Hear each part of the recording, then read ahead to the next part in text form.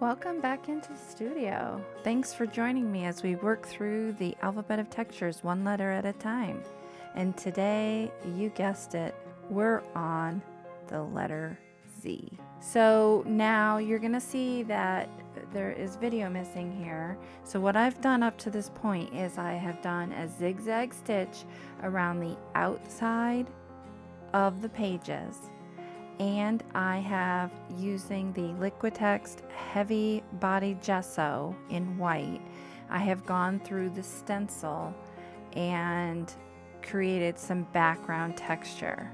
And then I've gone in with some Lindy's Clam Bake Beige and given that a spritz on the right side page so that text from the stencil pops off the page. So what it's doing is that it's absorbing into that watercolor paper that I have put no gesso on, and so it really absorbs quickly, and you can see how it just sucks right into that paper and really makes that white text from the gesso pop. So I went into the page with some airbrush medium mixed with some titanium white acrylic paint and into a spray bottle, and then I sprayed that on because I wanted kind of a misty look to it. And so I sprayed that on, and then I did dry that, and now I'm going into the other page back with that Clam Bake Beige by Lindy's and just repeating that process.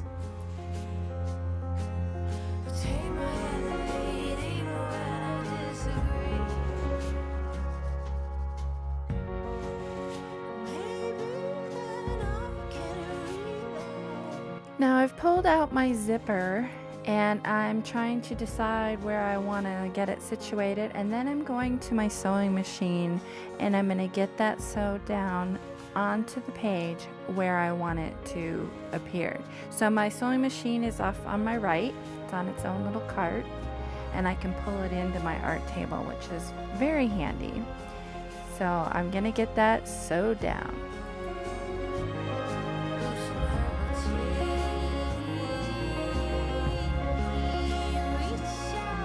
And now, since that is sewed down, I need to cut my interior portion out where the zipper is open. So I'm just marking where those decorative holes are so I know not to cut beyond that point, and just getting that part of the page removed.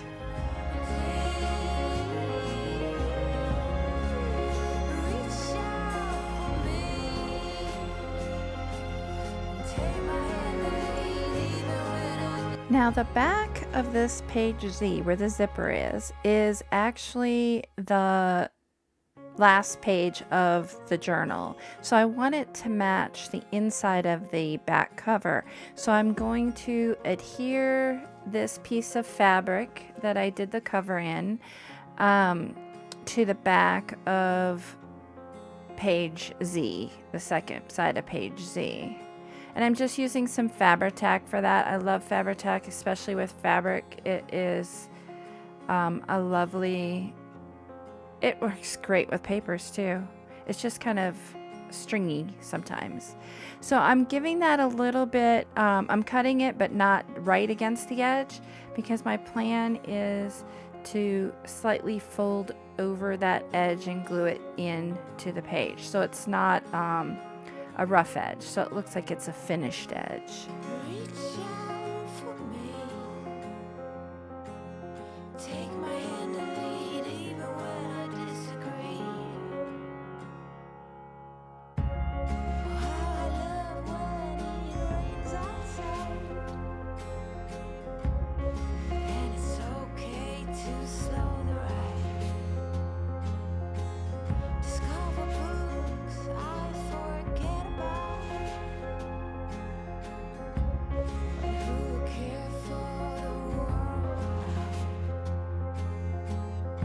And now I've got two of those edges folded in, and I'm going to go ahead and trim the fabric that's in the center of the open part of the zipper so that I can get it folded in and where it needs to go there as well. And on this, I'm just bringing it up over and then gluing that zipper down on top of that fabric.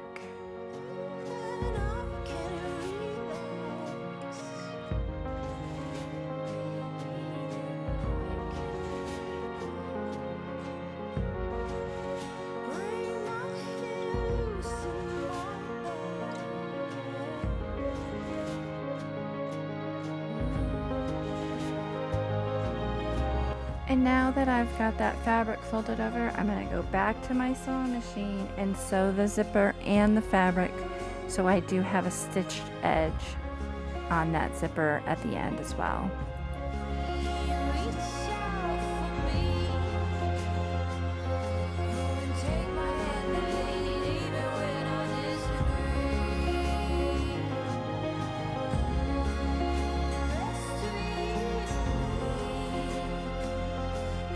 Now I'm going to take that same fabric and I'm going to cut out a little swatch from the fabric I have left over, and I am going to create a pocket using that fabric. So I'm going to fitz with it a little bit, and then I'm going to make some decisions about what I want to appear, and then to the right go to my sewing machine and get those edges sewn up.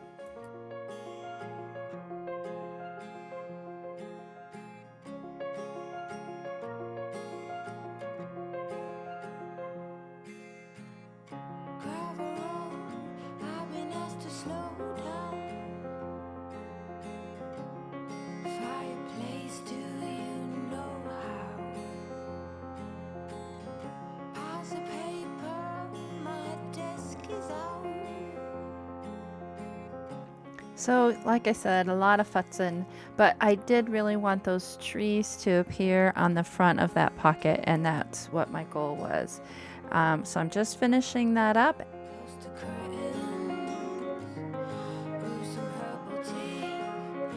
So on to creating the insert for this pocket. So I'm using one of my library pocket and insert packs, and using the insert because it fit in this perfectly, tying a piece of scrap at the top for the pull, and then I'm going to work on the surface of that pocket, bringing back in that Lindy's Clam Baked Beige just across the surface, getting some nice color on there. Now this is a different kind of a paper, so it does react very differently than the watercolor paper did. And I'm just treating it the same. Get some of that same kind of fogginess going on in the background. Getting that dried. So I'm going in back to my sewing machine. I'm going to do some zigzag stitches up the side of this insert, just so it matches, brings it all home.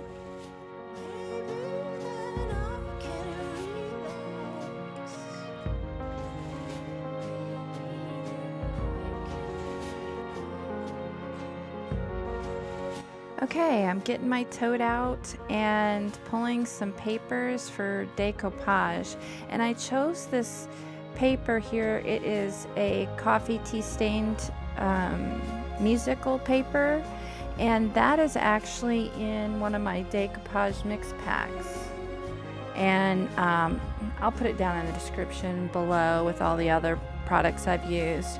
So I'm just choosing some items to play with.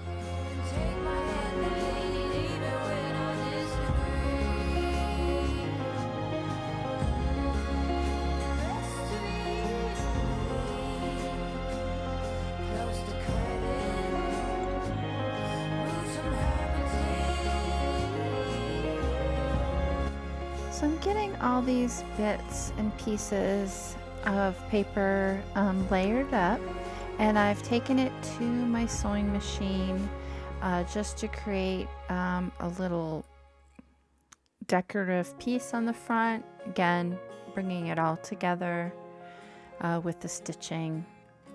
And I'm going to go in and create another little bundle and sew that into the side of my pocket.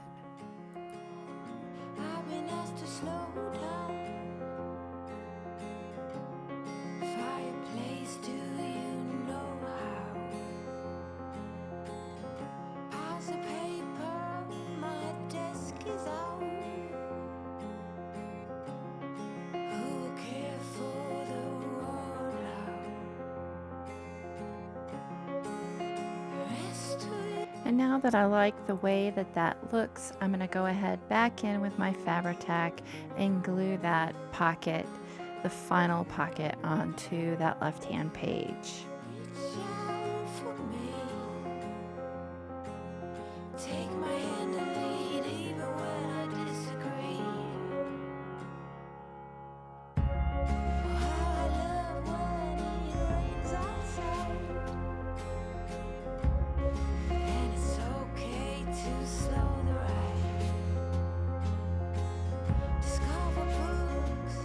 And now the battle of the letters. I got my little drawer out and trying to select the letter. I don't know why it was so challenging, but you know, I seem to always find it challenging to select my letter. So I'm going to go in with again with a Lindy spray, but this time in the dark chocolate truffle, which is a gorgeous color. But that letter is kind of glossy surface, so it didn't want to soak in. So I'm going in with some scissors and distressing that in hopes of getting that Lindy's to soak in where I have pulled the glossiness away from the letter.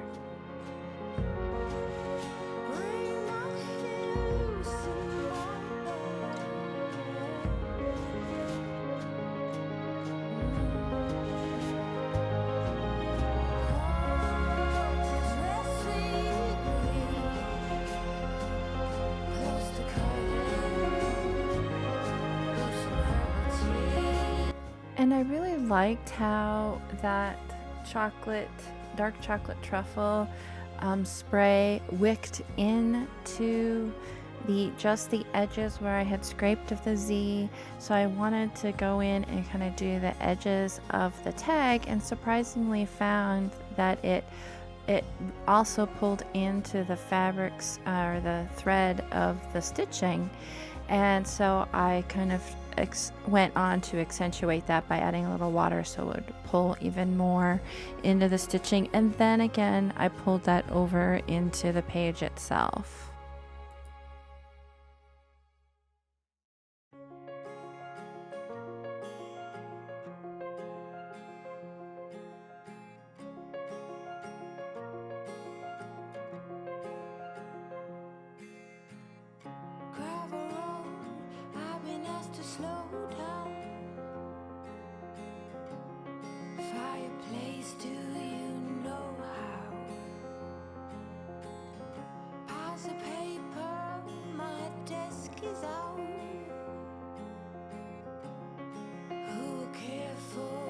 Now to get that Z, now that it's dried, get that Z glued down onto my page.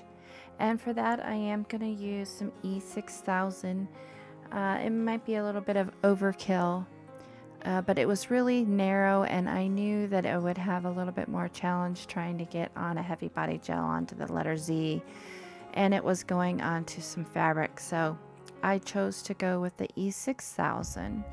And now that I'm really happy with how the general layout is, I'm going to come in and do some finishing touches on the two pages as a whole. So I'm going to come in with some archival ink in Potting Soil and bringing back the Rembrandt's word stencil, and just off from the original stenciling I had done with the heavy body gesso, I am going to lay down that ink through the stencil onto the background pages. This will give it some interest, it'll give it some contrast, it'll pull the eye through. It does a lot to come in and just kind of give it a finishing touch. As always, down below in the description box, I do have a list of the products that I've used in this project. Links that are listed are to my Etsy store or possibly an affiliate link. I only link to products that I have used, tested, and prefer to use. I may receive a small compensation, but there is never any additional cost to you. This is how I keep supplies on my art table and keep content coming to you. So I appreciate it if you do need to purchase something, then if you would please use one of my links. That helps me out a great deal.